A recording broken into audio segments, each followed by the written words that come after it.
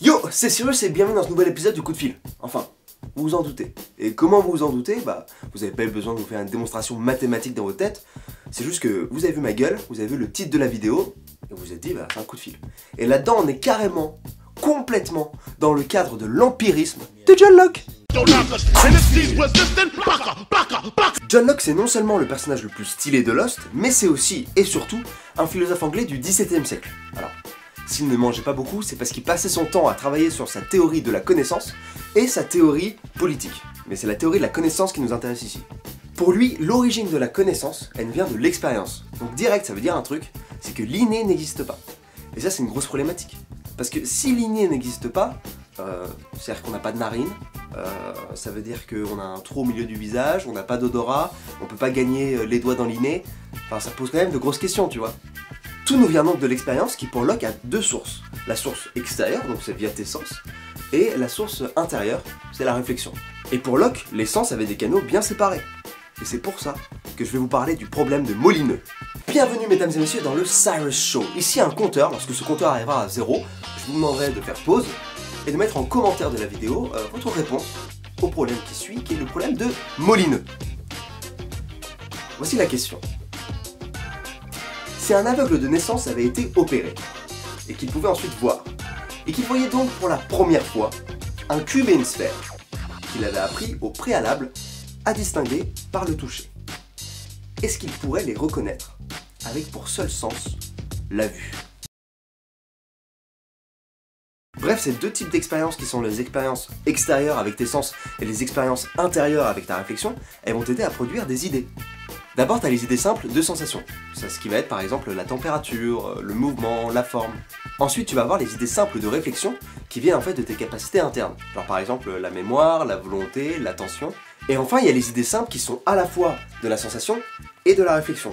Par exemple la durée. J'ai besoin d'une expérience sensible des choses qui m'entourent et en même temps ça fait appel à mes facultés internes comme la mémoire par exemple. Les idées simples, c'est donc des idées que tu ne peux pas expliquer mais dont il faut faire soi-même l'expérience. Par exemple, je peux pas expliquer la couleur bleue à quelqu'un qui n'a jamais vu de bleu.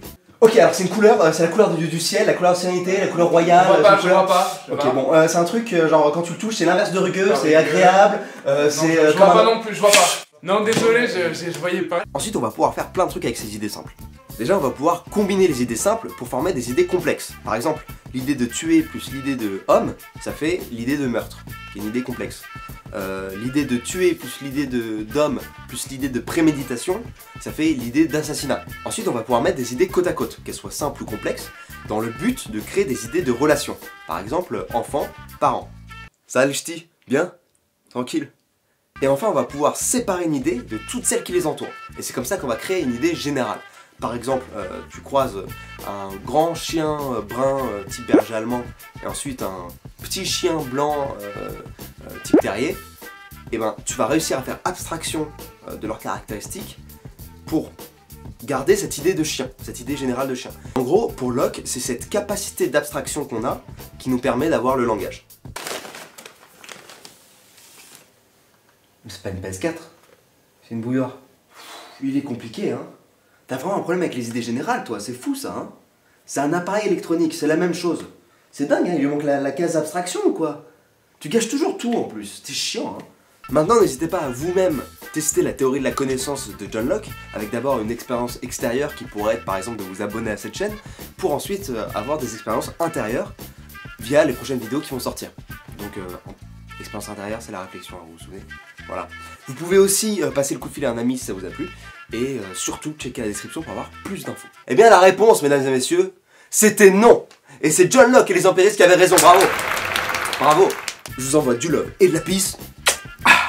J'espère que l'empirisme de John Locke est maintenant plus clair pour vous. Ça s'oppose pas mal à ce qu'on avait vu dans le tout premier épisode du coup de fil sur Platon, parce que Platon, pour lui, les idées, t'en as pas qui sont déjà dans ta tête. En fait, c'est inné, tu fais de la réminiscence, etc. Je vous renvoie vers la vidéo si vous voyez pas de quoi je parle. Cette vidéo, elle est aussi dans la continuité de Berkeley, l'immatérialisme de Berkeley, puisque Berkeley, c'est un empiriste aussi. Et donc il y a certaines idées qu'on retrouve vaguement chez Locke, même si Locke est beaucoup moins taré. Hein.